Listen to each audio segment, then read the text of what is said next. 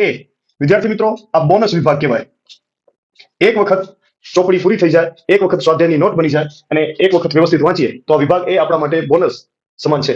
20 માંથી વિભાગ એ માં આપણે 20 માંથી 20 જ ખેંચી શકીએ, પણ ધારો કે એમસીક્યુ છે, હેતુ પ્રકારના પ્રશ્નો છે એટલે કે એમસીક્યુ વિકલ્પ. હવે આ એમસીક્યુ માં તમે ધારો એટલા પ્રશ્નો સાચા પાડી શકો છો. પ્રશ્ન એમસીક્યુ હશે. વિભાગ બી વન લાઇનર જેને આપણે કહેતા હોઈએ છીએ, ચોપડીમાંથી, ચોપડીના ખૂણામાંથી ક્યાંથી પણ પ્રશ્ન પૂછાઈ શકે છે. પ્રશ્ન નંબર 21 થી 30 એક બે વાક્યમાં ઉત્તર લખો. પ્રત્યેકનો એક ગુણ હશે. 10 ગુણનો વિભાગ બી છે. આમાં પણ તમે મેક્સિમમ ગુણ ખેંચી શકો છો.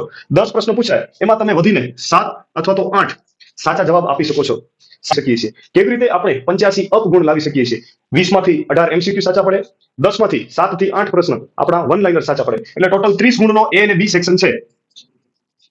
આ 30 ગુણમાંથી આપણે વધીને 26 ગુણથી 25 ગુણથી 26 ગુણ ખેંચી શકીએ. જે મિત્રોને માત્ર પાસ થવું છે એવા મિત્રો માટે સેક્શન એ